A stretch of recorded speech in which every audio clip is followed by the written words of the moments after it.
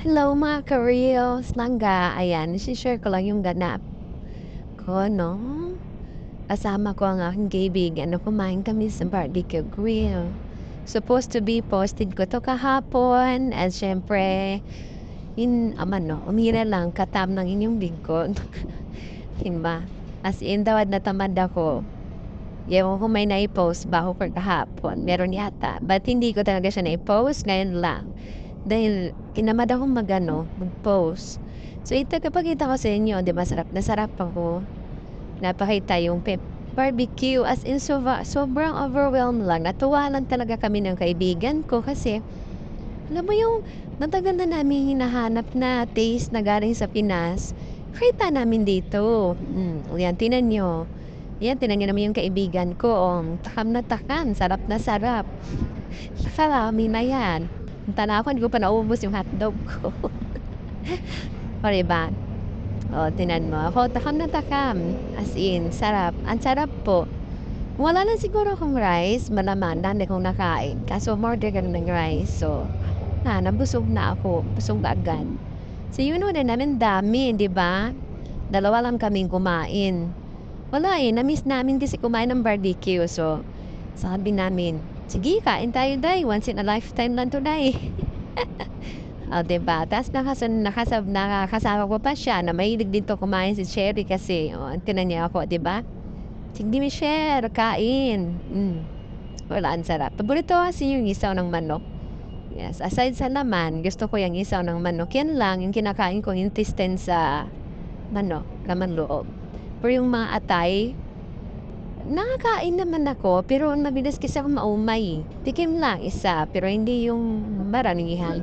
Yung isaw lang talaga ng manok, yan nakakain ako ng marami. Tas laman ng manok, mura kasi kami ng laman ng manok, laman ng baboy, and then hotdog, and then chorizo from Cebu, and then meron din siyang yung kaibigan ko umorder siya ng intestine ng baboy, siya lang din nagkain kasi hindi ako mahilig nun. Hindi nati-take ng ano ko, sikmura ko, ewan ko ba. Hindi sa nagiging tilangga, pero hindi lang talaga kaya. Yun, tamang tuwang-tuwa ako. Wala na, masaya lang kasi talaga ako. Ta's yung mga tao, alam niyo ba, nakatingin sa amin kasi ang dami naming in-order and then dalawa lang kami. Wala, gusto namin kumain. Wala, na-overwhelm lang kami sa barbecue. Siyempre sa tagal-tagal na namin dito sa Hong Kong, ngayon lang namin na nakita. Siguro yung iba alam nila dito langga, pero kami kasi malayo naman kami sa Yamate, kaya hindi namin alam. Ito hinahawakan ko lang, ganyan yung intestine ng baboy, hindi ako kumakain ito, eh. Yan, si Cherry lang kumain yan, hindi ko kaya, eh. So hanggang laman lang ako ng manok, ng baboy. And then siyempre may banot din kami in-order langga, wala to follow pa lang. Tingnan niyo, 'di ba? Sarap na sarap yung kaibigan ko. Ano day? Oh, tingnan mo. Painom pa ako nawala sa oras. Wala, ganahon sa bayan 'to kasi minsan lang kami nagsasama nitong kaibigan ko 'to. Yes, oh, 'di ba? To be continue na yung kain. Ayaw magpaistorbo. Lala. Siyempre share ko lang sa inyo langga. Actually last Saturday ko 'to kinuha 'tong video na 'to kasi same kami walang amo, so nag-dinner kami sa labas.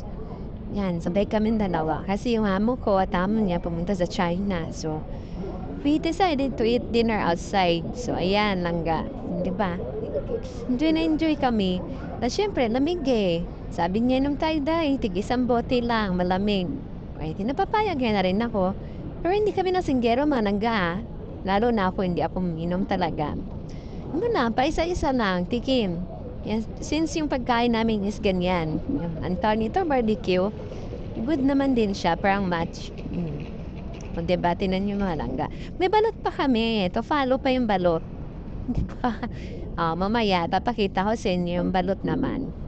Part 1, part 2 tayo nito sa video ko kasi marami akong na-video talaga. Ngayon lang ako nagkaroon ng time na i-post to.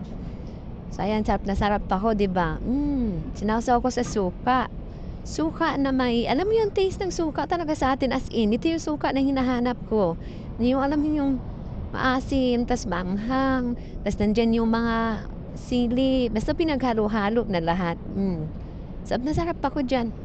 Mangga wala, pinapakita ko lang po sa inyo.